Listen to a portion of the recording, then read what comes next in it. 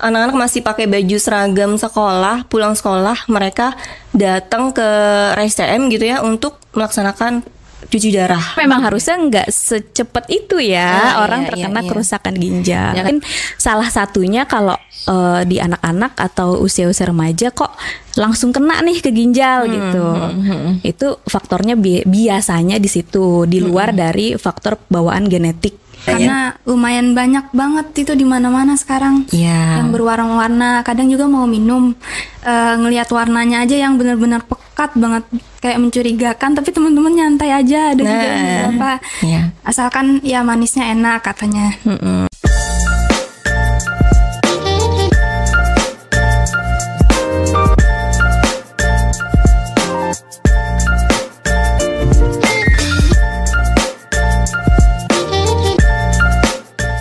Assalamualaikum warahmatullahi wabarakatuh. Apa kabarnya teman-teman semua? Ketemu lagi nih sama gue, Kamiha dari Satu Asa Peduli Bangsa. Semoga sehat-sehat terus ya, karena nih ngeri banget. Dengar gak sih berita sekitar 2 minggu yang lalu ya kalau gak salah, itu angka pasien cuci darah usia anak dan usia remaja tuh tinggi banget loh. Dan sempat viral kan ya, kalau teman-teman lihat itu di Instagram, di YouTube, di Twitter gitu ya, anak-anak masih pakai baju seragam sekolah, pulang sekolah mereka datang ke RSCM gitu ya untuk melaksanakan cuci darah gitu. Sebenarnya apa sih penyebabnya cuci darah?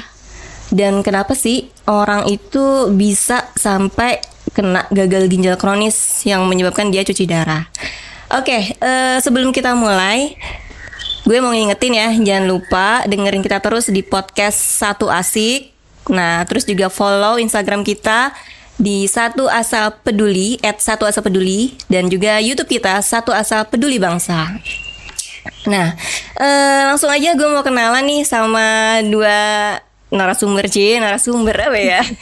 Temen gue lah, temen ngobrol gue hari ini gitu ya. Ada, gue manggilnya temen Kak Ani aja ya.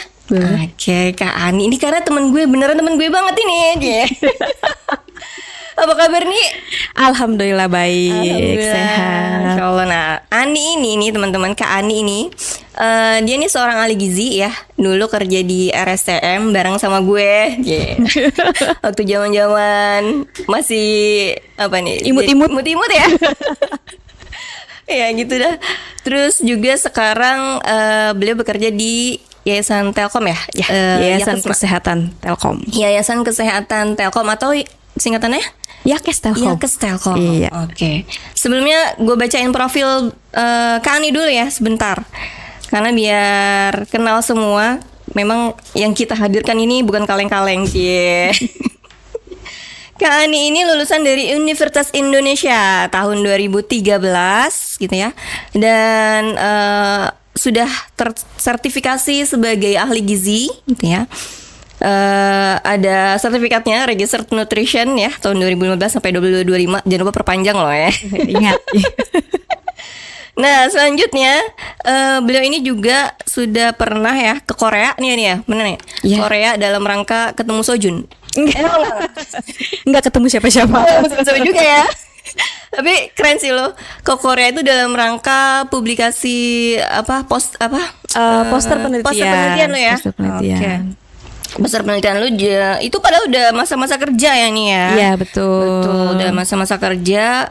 Alhamdulillah poster penelitiannya sempat tembus sampai Kak Ani ini berangkat ke Korea. Betul. Korea betul. Judulnya A Case Study Nutrition Care for Kidney Transplantation Patient with Malnutrition in Cipto Mangunkusumo General Hospital Jakarta. Artinya panjang banget ya. Judulnya panjang banget ya. Intinya adalah uji studi kasus pasien-pasien yang spesifik transplant ginjal tapi ada malnutrisi.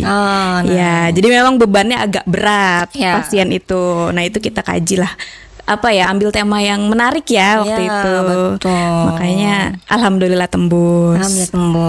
Dan tentunya pas banget sama tema kita hari ini gitu ya, tentang kejadian gagal ginjal kronis pada anak dan remaja yang meningkat di tahun 2004 ini. Nah, satu lagi kita kedatangan teman kita nih, Kak Ani nih, Masya Allah. Masih unyu-unyu banget sih. Soalnya masih apa ya, glowing lah, masih apa sih istilahnya, genjet lah ya. Iya, betul. Anak zaman now ya. Zaman now ya. Kita gen apa nih? Gen apa gitu? Gen bapak ibu lah ya. Alhamdulillah. Oke, namanya siapa? Diva ya? Iya. Oh iya, Diva. Diva, kita panggil gue lo aja. Diva, sekolah di mana lo? Sekolah di SMA 64, Kak. SMA 64 di Cipayung itu ya kalau nggak salah ya? Iya, di Cipayung. Oh, Cipayung. Kelas? Sekarang udah kelas 12. Kelas 12. Oke, berarti lo udah mulai fokus sama ujian-ujian gitu ya? Iya, bisa dibilang begitu. Apalagi udah masuk semester 1 ini. Oke. Tapi masih ikut organisasi gitu nggak sih di sekolah? Dulu sebenarnya di kelas 10 masih aktif di OSIS. Cuma di kelas 11, 12 ini udah nggak diperbolehin lagi, tapi masih lanjut di ekskul ada. Paling sebentar lagi ada pergantian ekskul gitu ya, pergantian jabatan ya. Oke, regenerasi jabatan. Oke, kita nanya ke Diva dulu ya. Diva, kalau sekolah itu biasanya bawa bekal apa enggak sih, Diva? Kalau saya pribadi seringnya bawa, selalu bawa. Biasanya sekolah itu pulang jam berapa? Pulangnya jam 3 kalau di luar ekskul. Oh, jam 3 sore. Berarti ada makan siang di sekolah gitu ya? Ada. Nah, itu bekal dari rumah. Bekal kadang juga kalau misalkan emang lapar, kita kan ada 2 istirahat ya. Jadi istirahat kedua itu jajan juga. Istirahat kedua itu sekitar jam? Sekitar jam-jam habis zuhur sampai dari jam 12 sampai jam 1. Berarti itu waktunya makan siang dong ya? Oh, nah bekalnya itu berarti bekal buat snack pagi atau buat makan siang? Kadang kalau emang lagi rajin nyiapin sarapan sama bekal, itu bawa 2 bekal. Tapi kalau misalkan lagi ya hari normal biasa itu 1 aja. Dan makannya juga di istirahat pertama atau dibagi. Ini yang 1 buat istirahat pertama, 1-nya buat istirahat kedua. Oke, istirahat kedua. Berarti agak dominan lu dan teman-teman lu tuh pasti cenderung pasti jajan ya. Pasti ada kondisi lu jajan di sekolah gitu kan. Bener gak sih? Kan tiada hari tanpa jajan. Iya, bener. Artinya memang ada kecenderungan anak-anak sekolah itu pasti jajan gitu kan. Nah, tapi kantin sekolah itu ada? Kantin ada pastinya. Teman-teman itu di sekolah lebih cenderung jajan di kantin atau jajan di luar sekolah? Cenderungnya lebih jajan di dalam sekolah. Karena kalau di kantin sekolah, kalau di luar sekolah itu nggak dibolehin. Karena gerbang ditutup. Paling pas pulang sekolah gitu ya? Biasanya pun kalau misalkan untuk jajan di luar sekolah, itu waktu mereka ekskul. Oke. Nah, di kantin sendiri, di kantin sekolah nih, itu makanan dan minuman yang dijual itu apa aja gitu? Maksudnya ya nggak perlu lu inget detail sih ya. Maksudnya kayak apakah lebih banyak makanan kemasan gitu kan, atau kayak makanan yang memang dimasak gitu kan, kayak misalkan somai gitu ya, cilok, cilor. Jajanan kita kayaknya. Di RSM juga banyak jajanan ya kan? Banyak kayak apa gitu di sana? Biasanya kalau di kantin sekolah saya itu seringnya ya makanan yang dibuat, bukan yang kemasan. Kadang juga ada lauk-lauk juga gitu, Kak. Kalau minuman? Kalau minuman biasanya minuman-minuman kemasan, tapi kalau misalkan ada yang minta mau minuman hangat, itu juga bisa. Kayak teh gitu ya, kopi gitu ya. Berasa warteg ya. Permintaan sih. Tergantung permintaan. Oke. Minuman kemasan pun banyak gitu ya dijual di kantin sekolah itu. Masih banyak. Oke, siap-siap. Nah, sebenarnya nih, Kak Ani ya, ini kan bidang lu banget ya kayaknya sih ya. Apa sih yang menyebabkan orang itu bisa sampai cuci darah gitu ya? Ya sebelum cuci darah lah, kena gagal ginjal kronis tuh gimana sih kok orang bisa kena? Bisa kena ya. Sebenarnya gagal ginjal kronis dari artinya kronis itu kan jangka panjang ya sebenarnya. Jadi orang kalau kena gagal ginjal kronis tuh paling Memang prosesnya lama gitu. Jadi dari pengertian artinya itu memang penurunan fungsi ginjal yang berlangsung lama, bisa berbulan-bulan, bisa bertahun-tahun, beda-beda memang tiap orang. Tapi tidak kembali. Artinya penurunan fungsi menurun terus sampai akhirnya dia benar-benar rusak. Gitu, tidak bisa dipakai lah istilahnya. Kalau barang rusak udah nggak bisa dipakai sama sekali. Betul. Gitu kan ya. Dan itu tidak kembali, tidak balik. Gitu, ya rusak udah rusak, nggak bisa sembuh lagi istilahnya. Solusinya makanya cuci darah. Solusinya cuci darah. Salah satu opsinya memang cuci darah. Itu memang gagal ginjal kronis dalam pengertian seperti itu. Tapi biasanya kalau orang-orang yang terkena gagal ginjal itu tidak yang langsung sakit gagal ginjal tanpa ada penyakit lain biasanya. Jadi kalau kita tarik mundur lagi pasti ada penyakit sebelumnya yang memang dibawa orang itu yang mengakibatkan ujungnya dia kena gagal ginjal. Jadi ada behind the scene-nya gitu ya. Si ginjal ini bisa rusak karena ada kerusakan organ yang lain terlebih dahulu gitu ya. Ada yang salah, ada yang salah terlebih dahulu dengan tubuhnya. Impactnya ke ginjal. Jadi berarti kayak puncaknya banget ya sebenarnya ginjal orang bisa sakit ginjal itu kayak puncaknya gitu kan. Puncaknya, iya betul. Siap-siap. Nah terus kayak tadi di sekolah gitu, itu kan banyak banget ya jajanan-jajanan yang ibaratnya kemasan gitu kan. Dan sekarang ini akhir-akhir kita dengar berita gitu kan, itu memang meningkat gitu.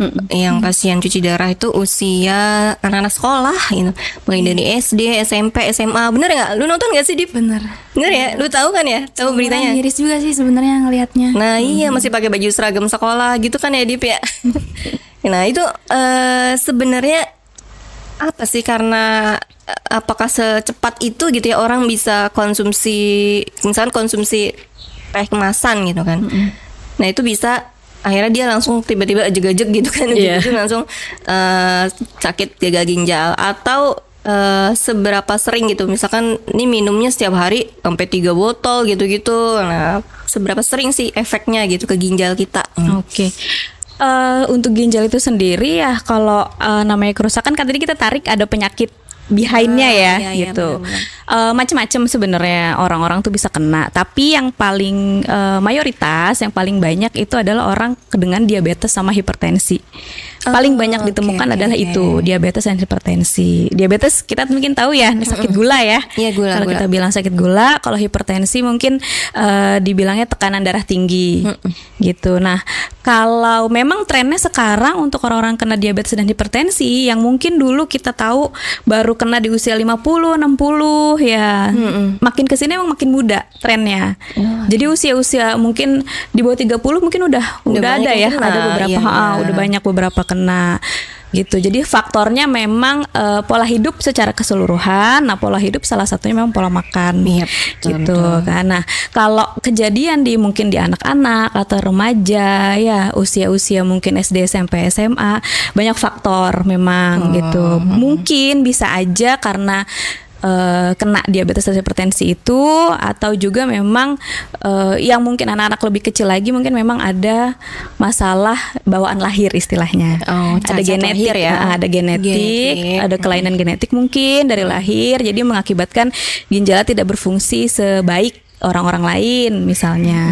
Ada juga yang ternyata memang agak ekstrim nih pola hidupnya, mungkin kurang pengetahuan dari orang tuanya ya, kurang pengawasan gitu. Jadi kadang itu ada yang ekstrim kayak terlalu banyak konsumsi minuman kemasan, dalam artian kan gulanya tinggi sekali gitu ya, seperti itu biasanya. Atau makan minuman kemasan selain gula ya, kalau bicara hipertensi berarti garam yang terlalu tinggi, natrium terlalu tinggi, itu berlangsung terus-menerus ya, bisa mungkin setiap hari, terus sehari bisa berapa banyak yang dikonsumsi ya. Mungkin salah satunya kalau di anak-anak atau usia-usia remaja kok langsung kena nih ke ginjal gitu. Itu faktornya biasanya di situ, di luar dari faktor bawaan genetik masalahnya. Jadi artinya sebenarnya ada pengaruh gitu ya, makanan dan minuman kemasan, tapi itu tergantung seberapa jumlahnya ya, jumlahnya dia mengkonsumsi makanan atau minuman kemasan itu gitu kan. Betul. Karena memang harusnya nggak secepat itu ya orang terkena kerusakan ginjal. Ya kan, ya ibaratnya kemarin itu kan menjadi kaget gitu kan. Karena masih muda gitu kan. Berarti kan mungkin dari kecil ya gitu. Progresnya tuh lama gitu kan. Dari kecil ya tadi kurang pengetahuan, kurang pengawasan gitu ya.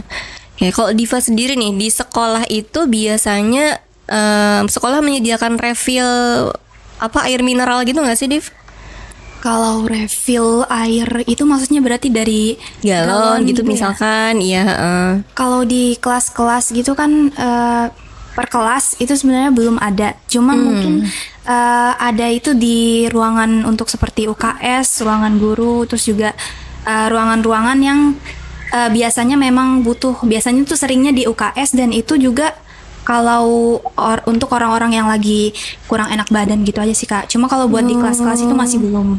Gitu ya. Jadi bayangin aja ya, sekolah dari pagi itu kan sampai asar bawa botol minum 600 ml itu kan sebenarnya kurang gak sih? Iya. Kurang banget ya. Jadi kayak wajar gitu. Bocah anak-anak tuh pada jajan gitu kan, pada jajan minuman, dan pasti yang nggak menutup kemungkinan di tengah cuaca yang panas gitu ya, lebih memilih minuman yang dingin dan manis gitu, bener nggak? Bener banget. Gitu. Oke, jadi PR nih sebenarnya. PR banget sih. PR nih. Oke, nah berarti tadi ya kan ya, ginjal itu sebenarnya prosesnya lama. Betul. Gitu kan, kenapa bisa rusak itu ada behind the scene. Berarti sebenarnya itu gula ya yang bisa menyebabkan itu. Sebenarnya gula juga bisa pengaruh ya? Bisa.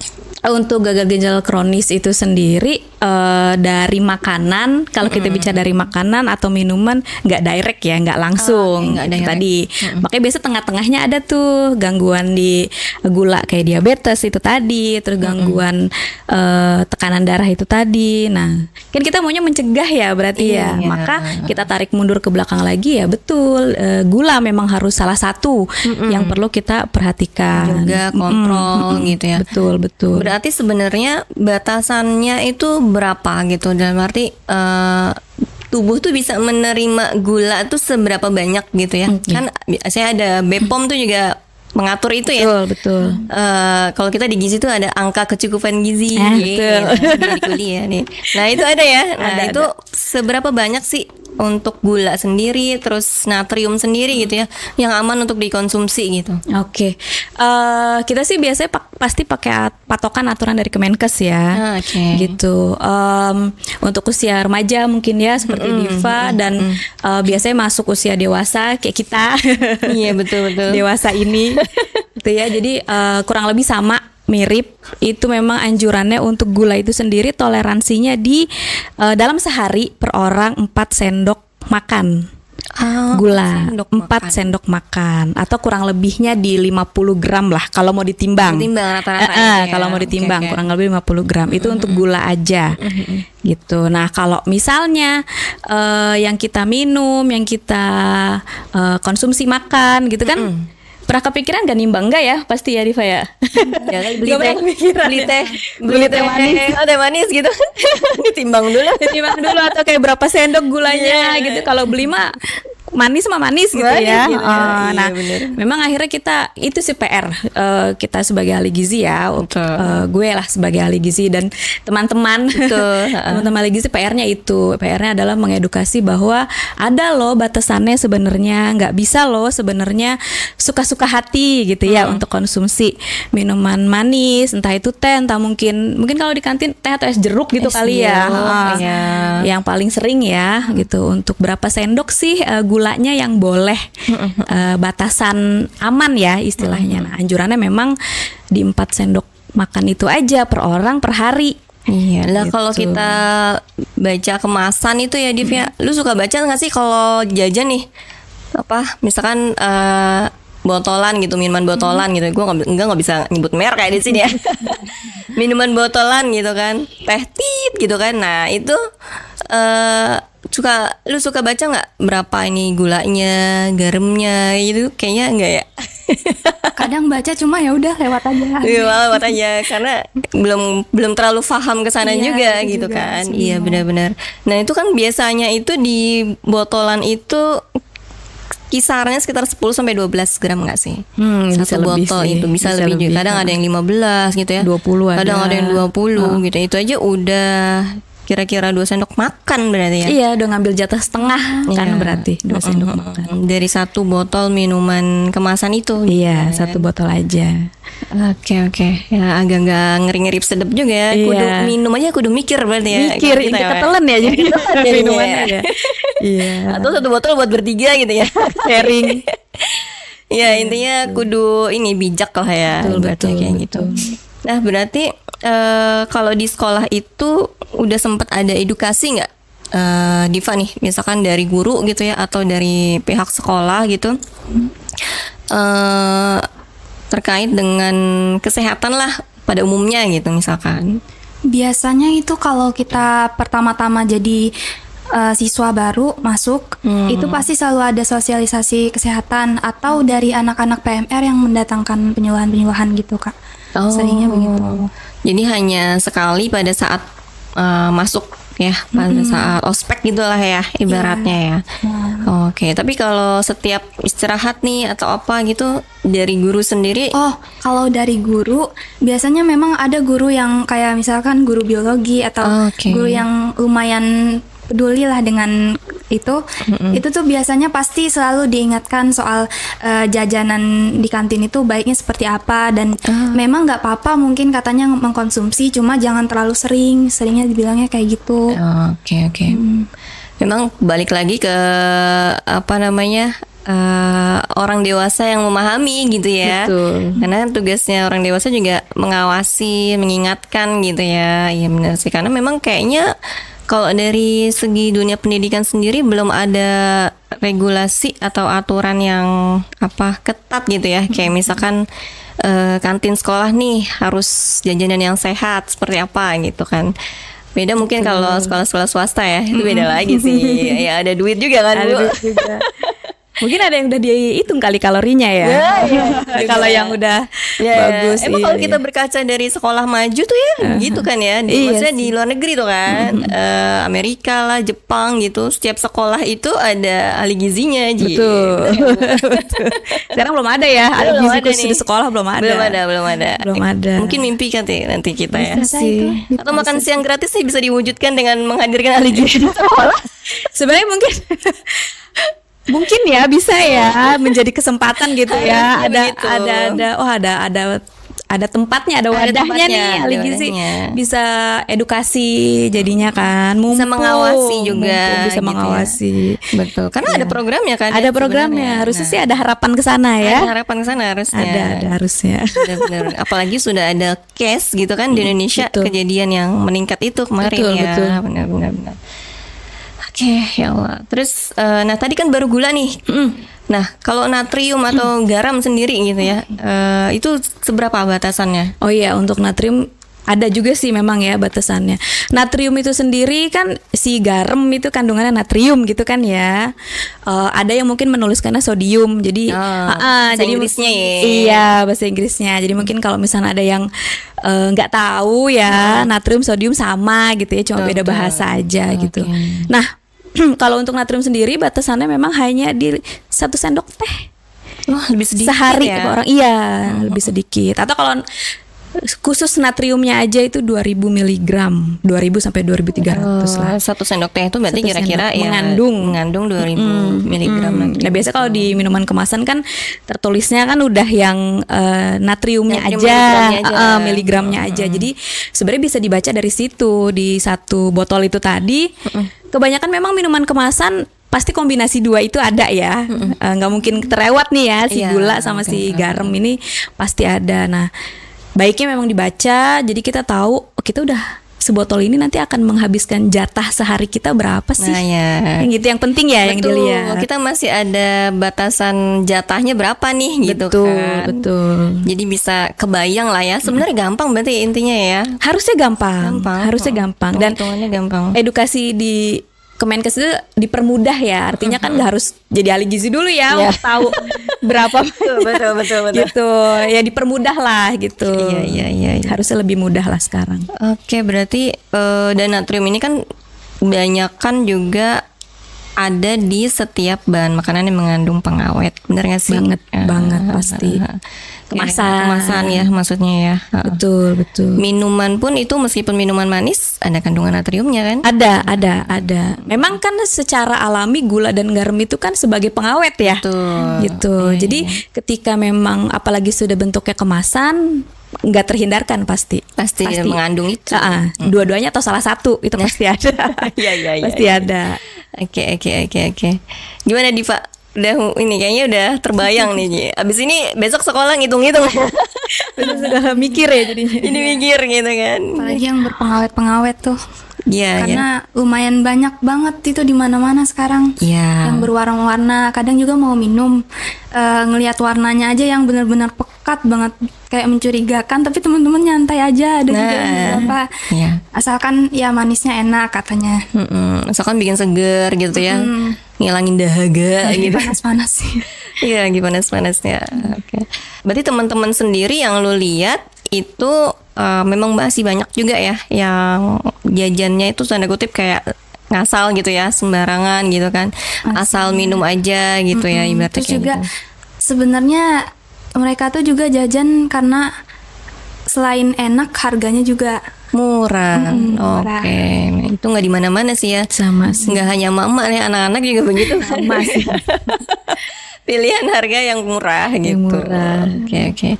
Nah, kayak minuman kemasan itu kan gula tuh sebenarnya ada. Aduh, gue jadi belajar lagi nih. Kayak jenisnya gitu loh. Kalau nggak salah ada yang gula instan gitu ya, ada yang gula alami gitu kan. Itu gimana nih? Masih nyambung ke situ nggak? Gula instan tuh mungkin kayak gula sintetis ya, pemanis buatan ya. Kalau pemanis buatan memang tergantung jenisnya ya. Itu memang ada batasannya, harus dihitung sih sebenarnya kalau itu. Kayak berapa bahasanya berapa mili atau berapa gram per kilogram berat badan gitu ya, untuk batasan per orang itu beda-beda banget, banyak banget kan. Berarti jenisnya ya. Jenisnya tiap jenis tuh ada batasannya. Punya sendiri. Punya sendiri. Tapi ibaratnya ya secara umum bisa gampangnya tuh lihat aja gulanya berapa gram. Nah, enaknya di kalau minuman kemasan yang bisa kita baca itu informasi nilai gizi kan mereka sudah syaratnya emang harus dicantumin, dan itu kan yang tadi kita bahas AKG ya. Itu kan ada persentasenya. Iya. Jadi kita bisa baca dari persentase itu sih. Gitu. Misalnya kayak mungkin minuman kemasan udah 20 gram gula ya. Itu berarti udah masuk berapa persen gitu ya dari AKG kayak gitu, dari kebutuhan kita gitu. Itu lebih gampang sih sebenarnya bacanya. Tapi mau gula buatan mau gula alami tambahan ya, segala yang berlebihan pasti nggak baik ya. Nah itu sih, jadi tetap harus dilihat, tetap harus seimbang lah ya gitu. Nah, bisa nggak sih kalau misalkan itu dicegah gitu ya? Kayak misalnya nih gue udah minum manis gitu kan, 2 botol nih sehari gitu, terus ya udah gue bales aja deh, gue guyur aja pakai air putih yang banyak gitu. Ngaruh nggak nih kayak gitu nih? Kalau dibalasnya pakai air putih kayaknya kurang pas ya sebenarnya gitu. Karena kalau bicara minum ya minum itu punya jatah sendiri ya kan. Jatah minum sendiri kan kayak sehari berapa gitu kan ya. Itu kan memang 1,5 liter sampai 2 liter untuk per orang per hari. Cairan yang dianjurkan untuk dikonsumsi gitu. Tapi ini kita ngomongin gula, yang artinya kalau misalkan masuk kita bicara kalori sama bicara zat gitu kan, zat gula. Jadi disiram nggak kayak orang bilas ya. Iya, nggak kayak orang bilas. Kayak ada kotoran gitu kan, sendal terus lu guyur jadi bersih sendalnya gitu ya. Iya, selesai gitu ya, nggak ada masalah, nggak ke arah sana. Pasti udah terlanjur masuk ke tubuh, diolah, diserap kan pasti ya. Dan itu kerjanya si ginjal itu. Salah satunya kerjanya ginjal nanti gitu. Jadi ya tetap yang namanya masuk zat ya ke tubuh kita itu memang harus diperhatikan gitu yang masuk. Jadi apa nih nanti si zat ini dalam tubuh gitu kan? Itu kan harus tahu.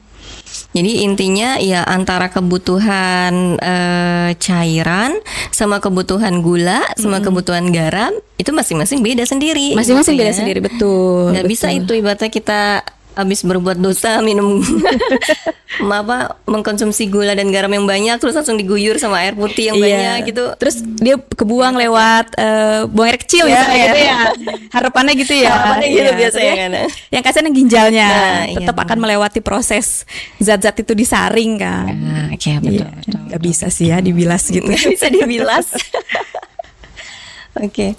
Nah, dari terakhir mungkin ya, ini insya Allah sesi terakhir dari Kak Ani dulu deh. Kak Ani, jadi sebenarnya ada tips nggak gitu ya? Ada tips buat kita nih ya, khususnya pelajar nih kan ya. Karena kan pelajar itu masa depan bangsa. Betul. Gitu kan.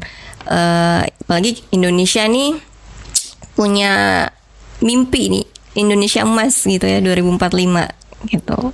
Nah itu gimana nih supaya untuk mewujudkan Indonesia emas itu kan harus dengan generasi-generasi yang sehat gitu ya, harus dengan generasi-generasi bahkan nggak cuma sehat secara fisik gitu ya, tapi juga sehat secara otak gitu ya, ibaratnya mental gitu, ibaratnya harus menghasilkan generasi-generasi yang brilian lah ibaratnya kayak gitu.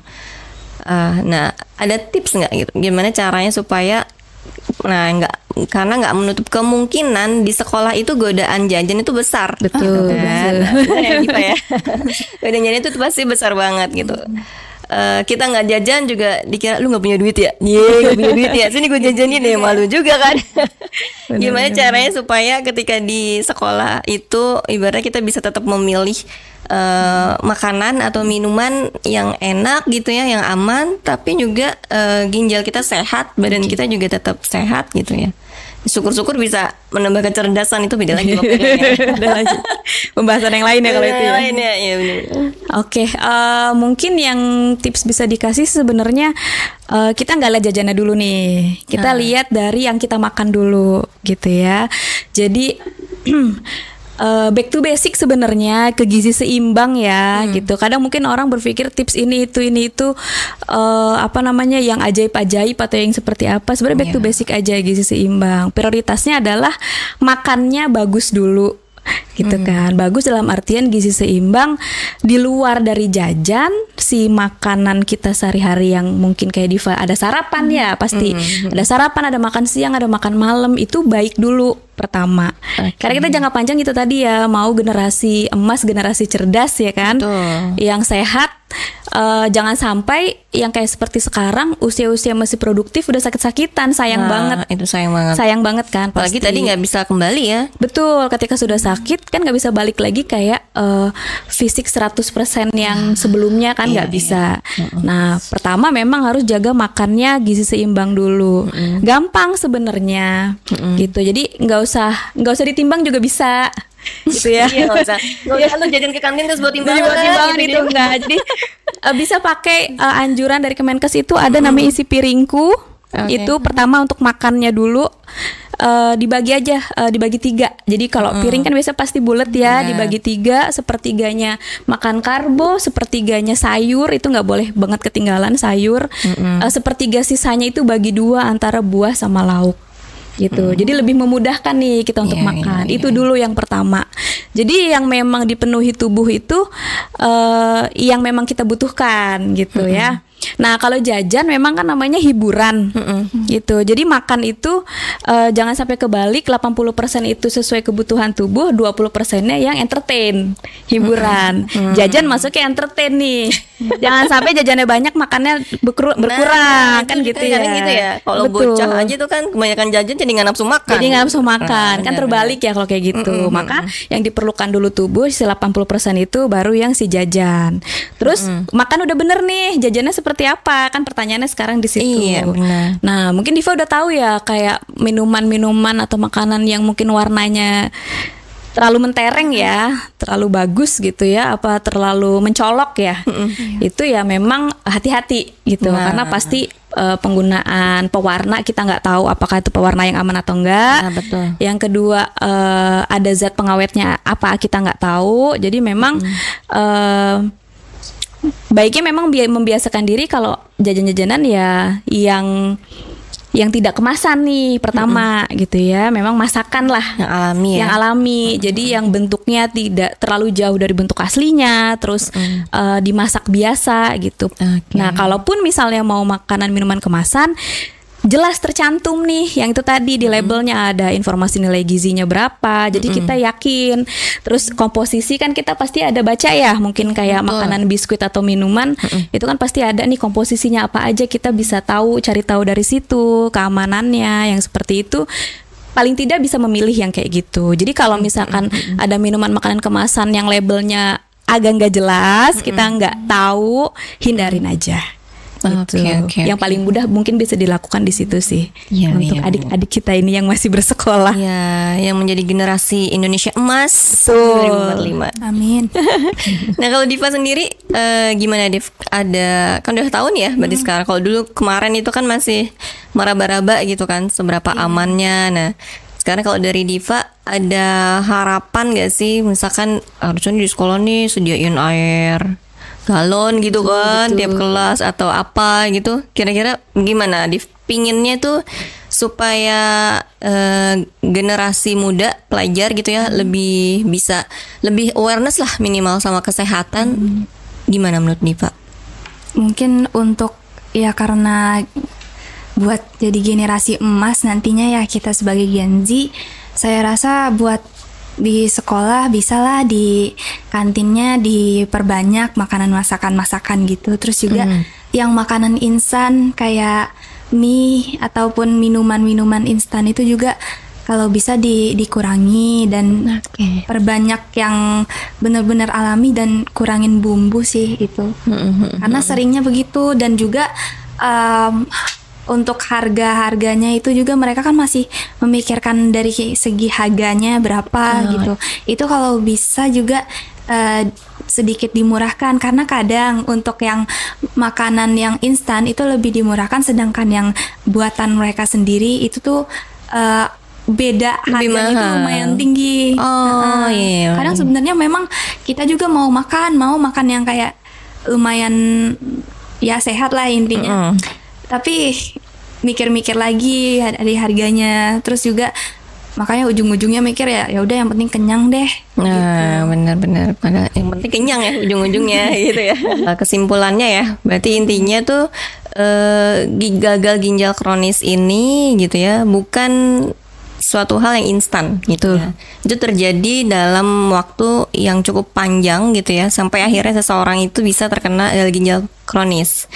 Nah, salah satunya memang yang menjadi faktor adalah konsumsi gitu ya, dari asupan makanan atau minuman kemasan yang kita makan gitu ya, ibaratnya gitu. Nah, tadi udah dikasih tips nih sama Kak Ani ya, gimana caranya secara gampang kita tuh bisa mudah gitu ya mengetahui seberapa sih kebutuhan kita dan seberapa yang sudah masuk ke dalam tubuh kita gitu. Jadi kalau misalkan tadi kebutuhannya kalau kata Kak Ani itu sekitar 50 gram gitu ya untuk gula gitu ya, untuk gula. Nah, teman-teman kalau misalkan lu beli minuman gitu ya, sekarang harus lebih awareness lagi nih, gulanya tuh udah berapa gram di botol minuman itu, terus juga natriumnya. Nah, natrium tadi tuh kata Kani kebutuhan kita tuh sekitar 2000 mg gitu ya, sekitar 2000 mg. Nah, jadi ya memang agak ikut mikir-mikir dikit sih, nggak apa-apa lah ya gitu, namanya kan apalagi usia-usia SMP SMA kan udah bisa hitung-hitungan gitu kan. Karena memang sekali lagi apa yang kita konsumsi itu bisa mempengaruhi kesehatan kita gitu ya, terutama ginjal kita, karena ginjal ini menjadi ibaratnya ujung tombak gitu ya, ujung tombak dari kesehatan diri kita gitu. Nah, supaya kita semua berharap ke depannya nih teman-teman semua bisa lebih memilih gitu ya, lebih awareness kepada makanan-makanan ataupun minuman jajanan gitu ya yang terpampang di sekolah gitu kan, ataupun di rumah gitu. Jadi sehingga Indonesia ini benar-benar tercapai mimpinya untuk mendapatkan generasi emas tahun 2045. Bener nggak? Betul banget. Harapannya begitu ya, Diva ya. Udah punya mimpi kan mau kuliah di mana, Diva? Iya. Insyaallah. Insyaallah ya, yang penting berusaha. Oke. Ya itu aja podcast kita hari ini, mudah-mudahan bermanfaat gitu ya. Jangan lupa ingetin teman-teman lo semua buat awareness lagi sama makanan atau minuman jajanannya. Karena sekali lagi Indonesia Emas 2045 ada di tangan kita. Sampai jumpa di Satu Asik.